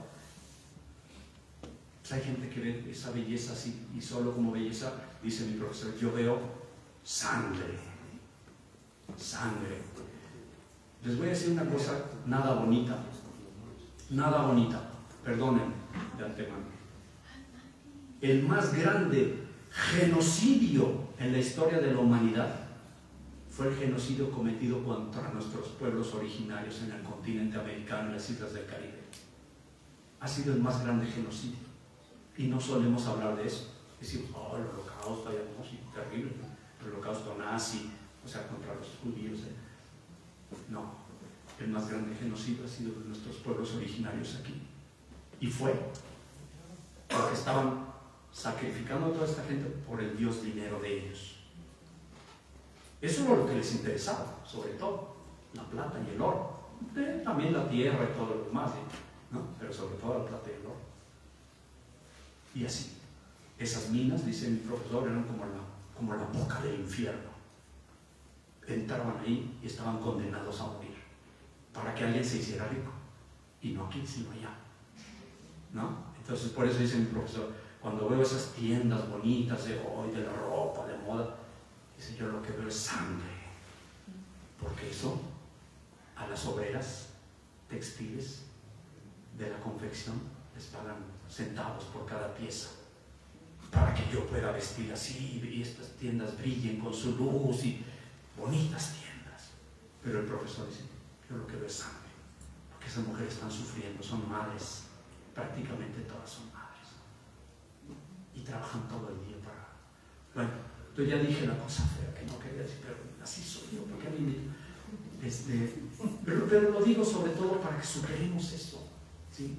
Yo sé que no va a suceder ahorita, pero que lo pensemos es bien importante. ¿O qué sentido tiene que, por ejemplo, vayamos al templo si no hacemos cosas buenas por el prójimo, ¿no es cierto? O sea, las dos cosas hay que hacerlas si alguien quiere, pero sobre todo hacer las cosas afuera, en la calle. Nuestros pueblos originarios tenían esa ética de la vida. Ese profesor del que les estoy hablando, no les he dicho quién, pero por ahí ya lo cité varias veces, habla mucho del antiguo Egipto y de Mesopotamia antes del cristianismo, ¿sí? 1000 años, 2000, 3000 años antes del cristianismo. Dice, esos eran ya pueblos semíticos, Egipto, Mesopotamia, ¿sí? Aunque uno está en África y otro está en Asia, eran pueblos semíticos. Él dice, y habla del libro de los muertos egipcio,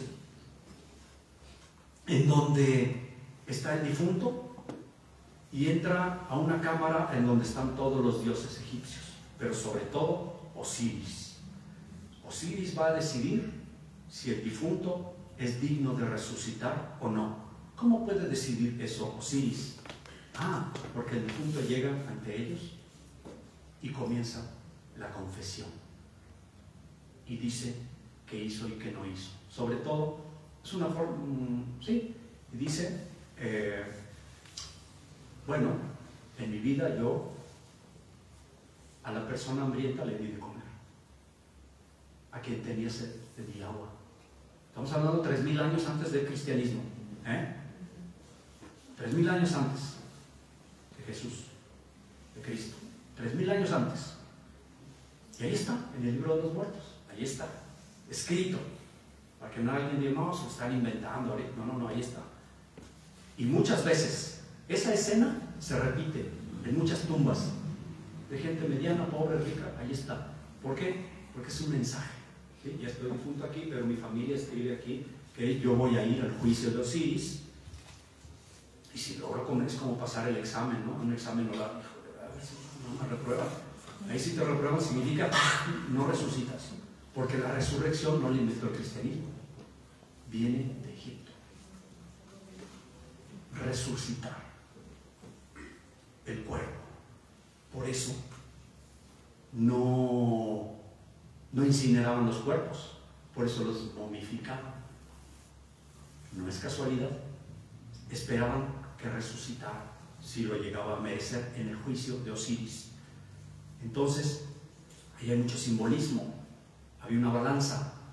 Esa balanza que vemos de la justicia en muchos símbolos de hoy viene de allá, de Egipto. Se colocaba en un plato de la balanza la pluma de la diosa Mat, es el símbolo de la diosa Mat, y en el otro plato de la balanza el corazón del difunto. Si había sido una persona justa, el corazón debía pesar lo mismo o menos que la pluma. Si no había sido una persona justa, el corazón iba a pesar más y estaba condenado. ¿Condenado a qué? A no resucitar, que es lo peor. Ahí ya no hay esperanza. Lo peor es no tener esperanza. Eso es lo peor, es el infierno verdadero. Y el corazón entonces era devorado por un monstruo que estaba ahí con cuerpo de león y cabeza de cocodrilo. Lo devoraba. Esa era la verdadera muerte. Porque mientras haya esperanza, no hay muerte. Interesante, ¿no? 3.000 años antes. O sea, 5.000 años antes de nosotros. Tremendo. Esa es una ética de la vida. Sí, son escenas de muerte, pero en realidad te están diciendo cómo comportarte en la vida. Son criterios normativos de la vida. ¿Interesante? Yo digo que sí. Bueno, pero estaba leyendo yo cómo fundamentar y justificar el lugar de dignidad de Chupícuaro, los olmecas y todas nuestras culturas deben tener en la historia ese lugar. ¿Qué lugar deben tener?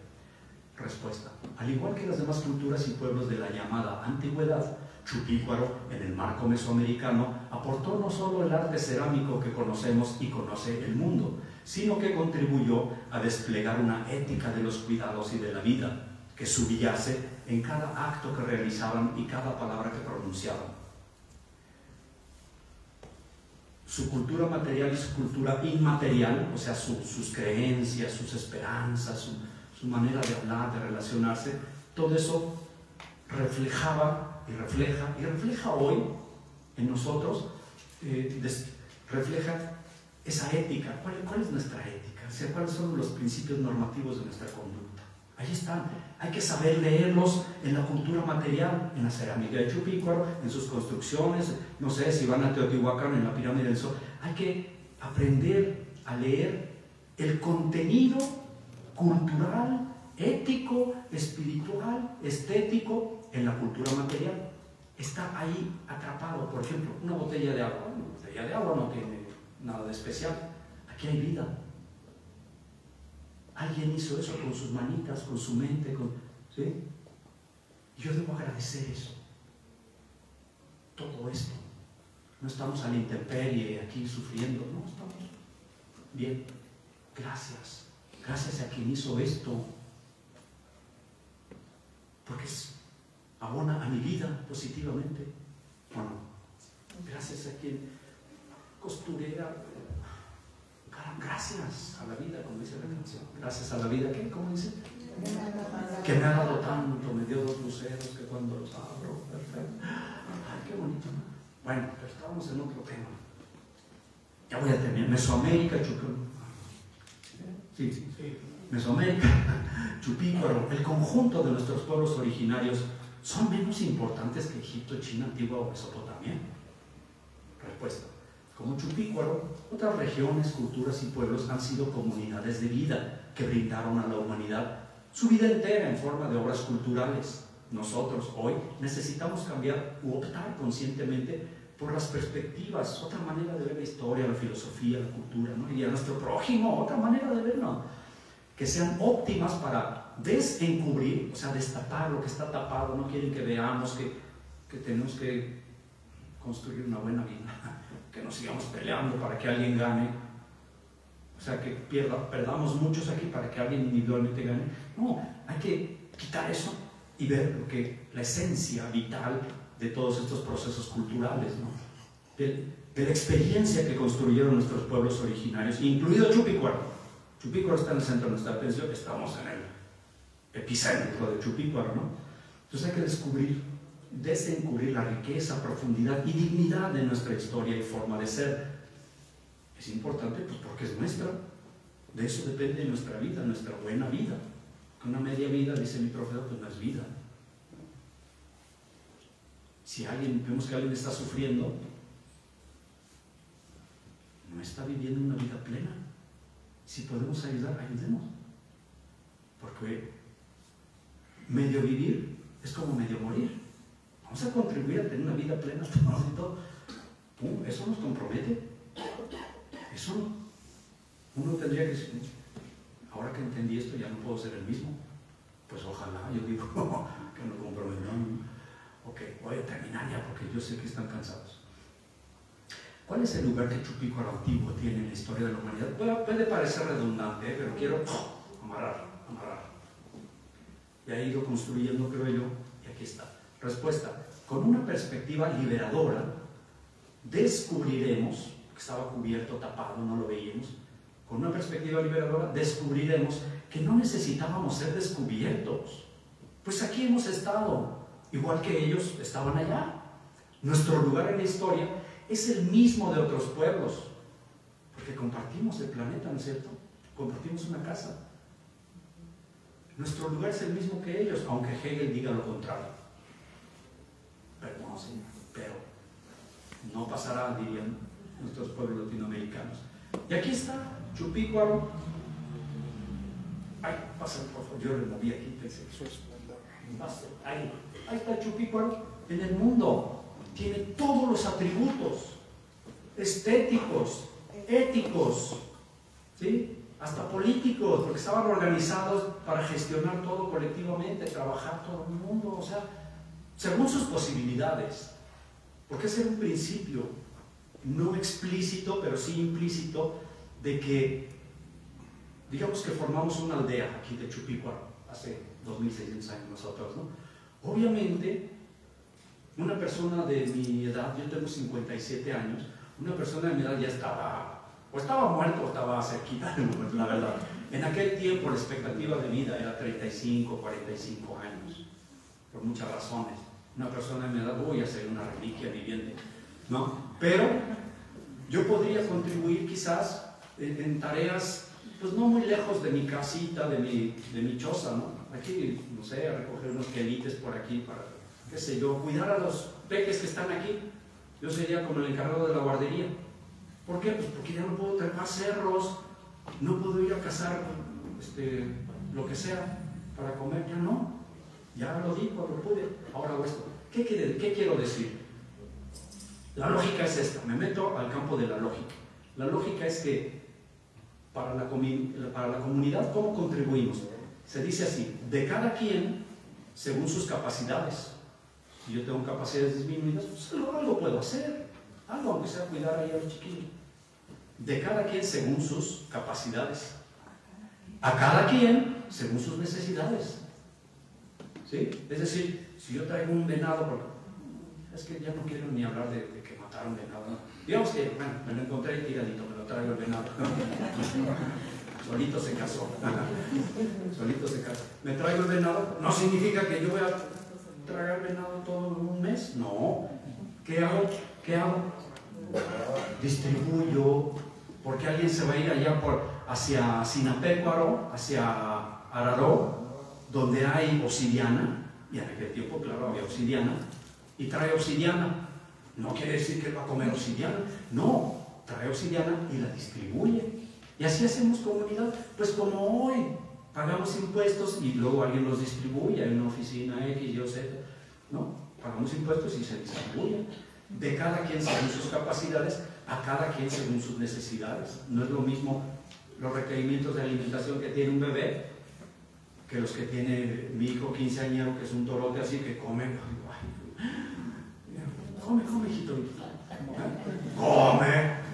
O sea, yo me como así, vamos a comer, me como 3 taquitos, él se come 3 tortas. No son las mismas necesidades, pero está creciendo. Y ahí va, qué bueno. O al revés, ¿verdad? Los requerimientos energéticos de una personalidad de cierta edad no son los mismos que... Y así sucesivamente. Pero es importante tener en cuenta la condición del otro, de la otra. En términos cristianos, el amor al prójimo implica eso: sensibilidad, responsabilidad. Dice, ya voy a terminar, perdónenme por favor. Miren, nada más quiero decir que hay un pensador que se llama Emmanuel Levinas, que tiene un libro bien interesante que se llama Ética e Infinito o algo así. Y él dice algo así. Fíjense, dice, ante el otro que sufre, cuyo rostro yo veo, yo me doy cuenta, con esa sensibilidad, como mi niño que me dijo, papá, ¿por qué te tite? Así, voy por la calle y puedo ver que alguien sufre. Eso, dice Levinas, eso implica una responsabilidad de mi parte, porque yo ya vi que está sufriendo. Ya no puedo no ver, porque ya lo vi. Y ante el otro que sufre, yo tengo que asumir una responsabilidad. Porque es un otro como yo. Es un ser humano como yo, con la misma dignidad. Pero es un otro. Es un otro. Porque él está sufriendo. ¿Qué significa sufrir? Significa que su vida, como si dijéramos, está en riesgo. Pero la mía no. Yo tengo que tender la mano. Yo tengo que asumir mi responsabilidad ante el rostro del otro que sufre. Pero si yo soy un insensible y no he entendido las lecciones de nuestra historia, yo paso de largo. Y a lo mejor voy al templo y oye, acabas de pasar de largo a tu prójimo que sufre. ¡Pum! Los pueblos originarios nos envían señales. Hay que saber leerlas. Chupícuaro, desde el año 600 antes de nuestra era hasta, digamos, el año 300 ya de nuestra era, son un montón de siglos. ¿Por qué pudieron todas esas aldeas diversas coexistir, convivir? En todo lo que hemos leído sobre Chupícuaro, no dicen estaban en guerra unos con otros. No. Las evidencias hablan de que convivieron por siglos en un territorio no tan grande. Su influencia llegó muy lejos porque era tan bella su cerámica que la querían y circuló muchísimo en Mesoamérica en tiempos antiguos, ¿no? Pero ellos, los productores, vivían en un territorio bastante acotado. Algunos sí, quizás se fueron, pero la mayoría aquí. ¿Cómo pudieron convivir tantos siglos, tantas generaciones de personas sin guerra? Bueno, porque había ciertos principios que normaban su conducta, su forma de pensar, su forma de ser, su forma de relacionarse. Eran criterios, principios implícitos. ¿Quién sabe cómo los habrán ellos expresado? A lo mejor sí los expresaban explícitamente, eso no lo podemos saber con la cultura material. Ahí está la cerámica, pero no es una grabación que podamos ponerle play. Oh, ahí está. No, todavía no. A lo mejor la ciencia avanza más y luego la máquina del tiempo. No sé. Pero necesitamos extraer esas lecciones de vida. Y a eso vine yo, a compartir una perspectiva en la que la verdad tenemos como una serie de topes, de boyas que nos frenan y no nos permiten a veces ver estas cuestiones positivas para la convivencia colectiva, y sí vemos ciertas cosas que nos dicen que nuestra historia no vale, que no es lo mismo, que vale menos que la de los alemanes. Es muy importante que elijamos lo que leemos y que lo que leamos lo leamos críticamente. Los sistemas educativos dicen que, no sé, los profesores, los maestros tienen que contribuir a la formación de seres humanos críticos. ¿Qué significa crítico? No quiere decir ser crítico. No.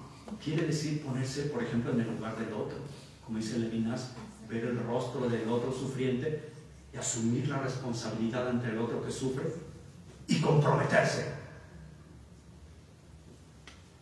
Eso es ser crítico. ¿Verdad que es positivo? Nos han enseñado a pensar que la crítica es algo negativo. Tiene algo de negativo en el sentido que hay que superar algo, hay que negar algo, hay que negar lo malo para construir lo bueno, diría yo. Bueno, ¿en qué sentido? Bueno para la vida de todas y todos. Así, en ese sentido, no creo que sea tan difícil de entender. Ella está, pues, con toda su belleza, su forma de vida, aparentemente muy sencilla, está llena, repleta de una complejidad que vale la pena desmenuzar. Gracias a las investigadoras y todos los equipos y mucha gente de aquí de las comunidades que colaboraron con ellas, gente que aprendió mucho sobre su propia historia, pero hace mucha falta pensar en el sentido que tiene esa historia, en el sentido que tienen los vestigios arqueológicos. No nada más ir al museo, está chido, ay, me lo voy a... No, el sentido de vida que tiene la cultura nuestras culturas originarias y sobre todo, ¿dónde estamos? Sobre todo, Chupico. Muchas gracias por su paciencia.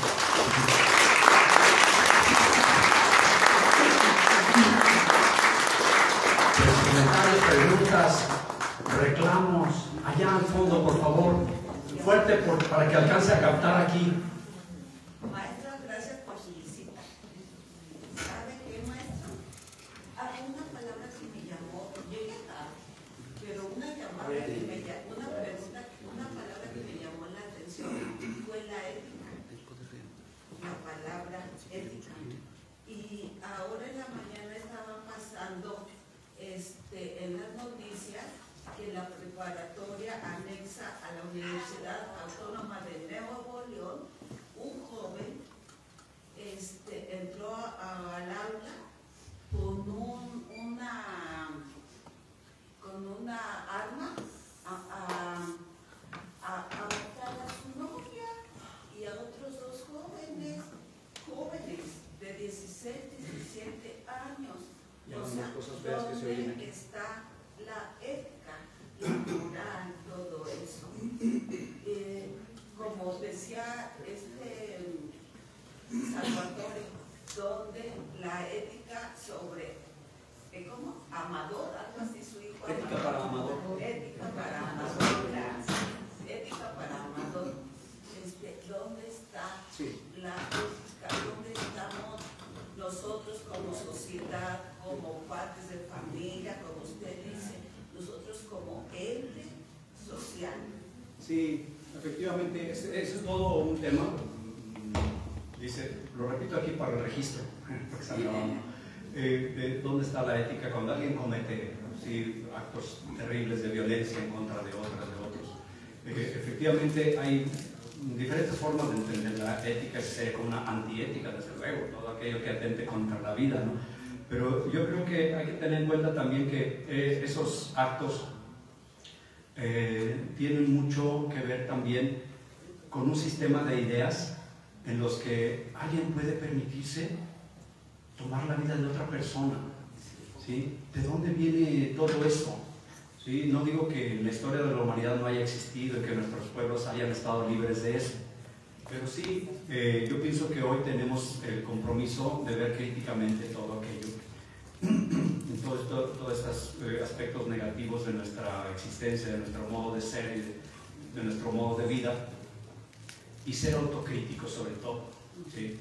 Porque podemos criticar que comete cosas así, pero ¿por qué no pienso qué he hecho yo para contribuir a una mejor vida y una mejor convivencia en nuestra sociedad? ¿Sí? Yo individualmente o yo organizado con los demás, eso ya es la política, pero en un sentido positivo. Realmente ser honestos con nosotros mismos, ¿qué he hecho yo? ¿Acaso he dicho algo? ¿He cambiado yo mis prácticas? ¿Sí? No solo de palabras, sobre todo las prácticas, ¿no es cierto? Así es que sí, terrible, pero debemos ser muy autocríticos y cambiar todo lo que tengan que cambiar, porque miren, en realidad ni las leyes son eternas, Las leyes son leyes humanas y las hemos construido como seres humanos, y como seres humanos las podemos cambiar. Las prácticas nuestras, por muy arraigadas que estén, de machismo y violencia contra el acoso, dice una alumna mía que tengo en la Universidad de Guanajuato, yo no conozco ninguna mujer, ni de mi familia, ni de mis compañeros, que no haya sido acosada en la calle. Y me indigna y me da vergüenza, a mí como hombre, de ver todo esto que hacen otros de mi género, otros hombres, ¿sí? Y yo, como les dije, crecí en una familia tradicional y rodeado de gente muy tradicional, donde eso parecía normal. Pero si hoy yo, que ya abrí los ojos, digamos, no reacciono cuando veo esto en la calle, que un hombre... Porque eso de los piropos no existe. Se llama acoso callejero. Nadie nos autoriza a nosotros a opinar sobre el cuerpo de las mujeres. Por muy viejo que yo sea, o por muy no sé qué, por mucho dinero que tenga, nadie me autoriza a opinar sobre la apariencia y el cuerpo de las mujeres, o por qué anda a esta hora o no. Eso no es asunto mío. Yo debo respetar las decisiones de los demás. Entonces, si no somos autocríticos, pues, o sea, sí podemos comentar estas cosas, pero autocríticos en la práctica, no nada más de palabra, porque eso es demagogia, eso no sirve de nada. Miren, estaba para 1 hora, ya fueron 2 horas, perdónenme por favor. Nada más vamos a pedir otra. Una y ya. No, usted ya, perdón. Me gustaría que se la cediéramos al director del Museo de Chupinque. Ah, ¿pidió la palabra? Ok, sí. Maestro Diego. Sí, buenas tardes, noches ya. Venga, Maestro Francisco Javier Martínez Bravo, pues felicitarlo por esta plática, agradecerle su presencia aquí con nosotros. Hemos tenido la oportunidad de escuchar muchas veces sobre la cultura chupícuaro a historiadores, arqueólogos, sociólogos, antropólogos social, y hoy creo que nos da un punto de vista muy diferente. No ver la cerámica como la obra de arte que es, sino reflexionar lo que decía y mencionaba usted sobre la vida. ¿Qué hemos hecho? ¿Por qué estamos sufriendo hoy como sociedad? Si venimos de una sociedad donde había lo que usted nos platicaba, buscar el bien, ayudar, apoyar. Por eso se mantuvieron estas comunidades tanto tiempo. Por eso no se autodestruyó el ser humano desde esa época. Por eso lo felicito. Y aparte quiero aprovechar, si no lo hago aquí público, vamos a tener un evento en marzo, del 10 al 15, y el 16 esperamos, pero del 10 al 15 para todas las personas que quieran acompañarnos, viene la maestra Brigitte a culminar una investigación sobre las famosas figuritas H4, choque, o que hoy se conocen como figurillas Munguía, en el Museo de Chupícuaro. Ahí vamos a estar, lo invitamos para que nos acompañe. Lo acepto y gracias. Y a todos también los invitamos, va a estar abierto al público, van a poder acceder al museo en horarios de trabajo y ver cómo se trabajan, porque aparte de ellas vienen con el grupo de científicos que la han apoyado. Y nuevamente agradecerle y gracias por permitirme hacer esta invitación.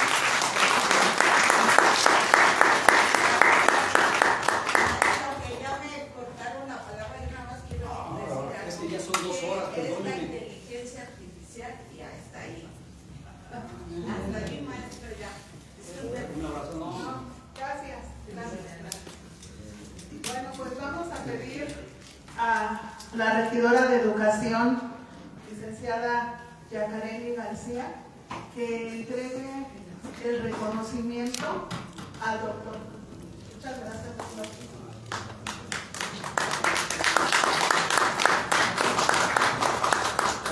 Buenas noches a todos y a todas.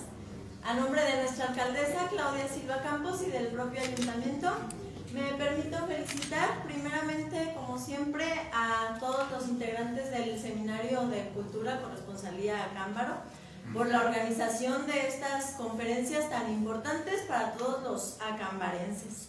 Y bueno, pues a todos ustedes muchas gracias también por acudir al llamado y estar aquí.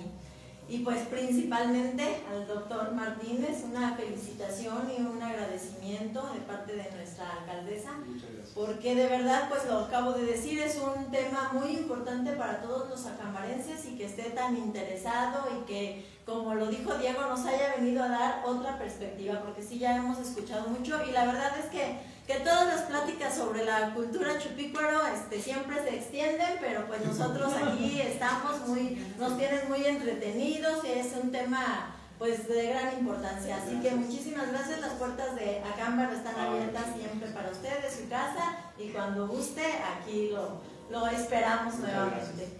Y bueno, pues me voy a permitir darle lectura al reconocimiento.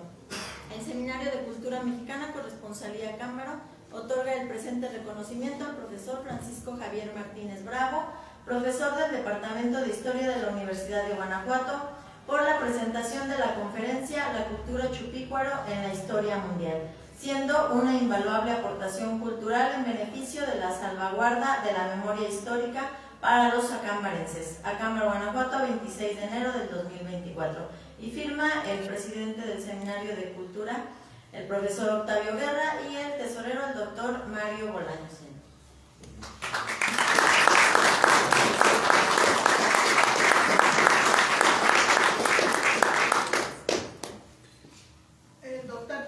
El doctor Mario Bolaños hará entrega de un reconocimiento.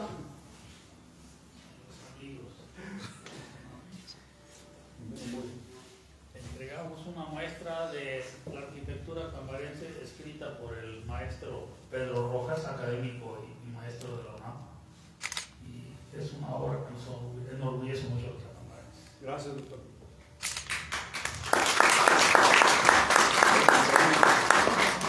Y otro libro que es la compilación de 1000 eventos que hemos realizado en la Corresponsalía Acámbaro desde su fundación en 1982 a la fecha. Bien, sí, muchas gracias. De verdad ha sido un honor, y no digo privilegio porque no me gusta esa palabra, un honor estar aquí. Con toda humildad les digo, pues cuando ustedes vayan a Guanajuato, pregunten, allá en la Universidad de Guanajuato, pregunten por el maestro Francisco Javier Martínez Bravo, que soy yo. Visítenme allá en el departamento de historia. Si son maestras, maestros con sus chiquillas, váyanse para allá, les damos pues unas buenas actividades.